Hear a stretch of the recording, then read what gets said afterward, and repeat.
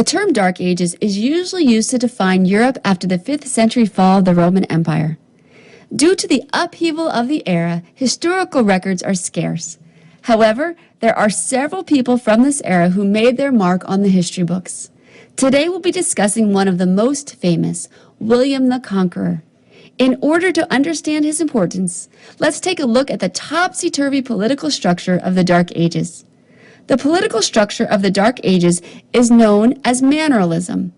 Within this system, the wealthy, usually called lords, owned land known as a manor. The peasant class worked on these manors and in turn were given food, shelter, and protection. Since wars were usually waging, outside trading opportunities were very scarce. To provide for themselves, manors were self-sustaining, producing what was needed for survival. This is the Europe in which William the Conqueror came on the scene and made his mark. Born in Normandy of modern-day France, William became Duke of Normandy at a very early age. As Duke, he set his sights on a unified Normandy under his power and accomplished this great task by about 1060 CE. Now remember, he did this during the Dark Ages, so obviously this guy had some smarts and some military might. With all this going for him, he set his sights beyond Normandy. This leads us to his dealings with England. When Edward the Confessor, King of England, died in the year 1066, he left no heir to take the throne. However, William of Normandy was a relative of Edward, and you better believe he was more than willing to wear England's crown. Unfortunately for William, there were several other English noblemen who felt they deserved the crown. The most popular and most powerful of whom was Harold Godwinson. Making matters worse, the King of Norway, not Normandy, but Norway, also threw his hat in the running. When the people of England chose Harold Godwinson as their king, the King of Norway invaded England. Seeing this, William the Conqueror devised a plan that gave history one of its most famous battles, the Battle of Hastings. Realizing the new King Harold of England had his hands full trying to ward off the King of Norway, William crossed the English Channel and made camp near the city of Hastings. Harold was able to fight off the King of Norway, but tired and worn, he then had to face William. William, on the other hand, was fresh and ready for battle. He had had time to set up archers and a well-oiled cavalry of armed knights. When they finally met, Harold's tired foot soldiers were no match for William's fighting arsenal. Poor King Harold was killed in battle, and William conquered Harold's remaining forces at the Battle of Hastings.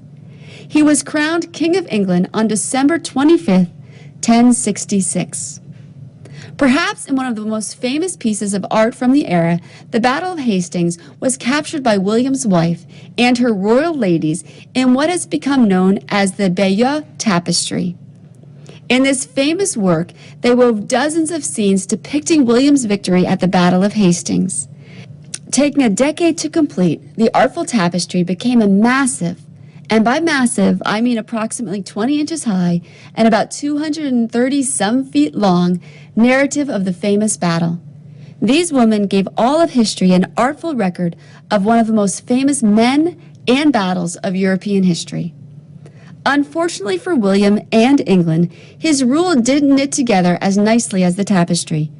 He spent the beginning of his English reign trying to suppress revolts.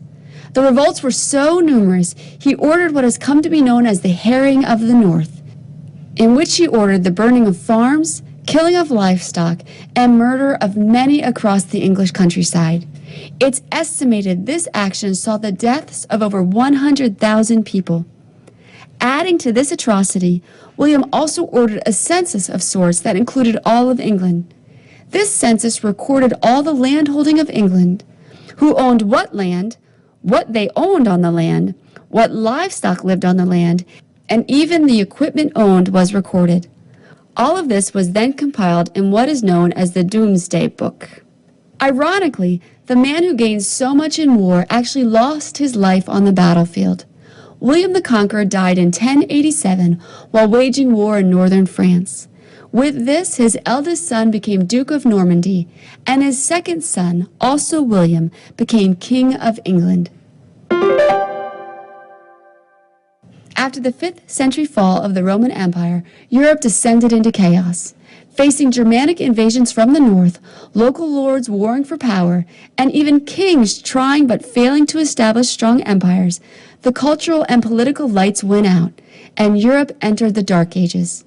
During this time, Europeans turned to manorialism for some semblance of order and structure.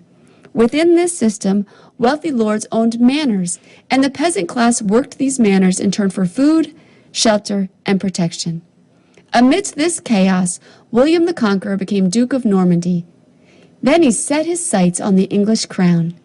After defeating King Harold of England at the Battle of Hastings, an event which is recorded in the uber-famous Bayeux Tapestry, William ruthlessly subdued England in the horrible harrying of the North. Not content with merely subduing the lands, William also conducted a large census, recorded for history in the famous Doomsday Book. With all this in mind, it's pretty easy to see why he's been given the title William the Conqueror.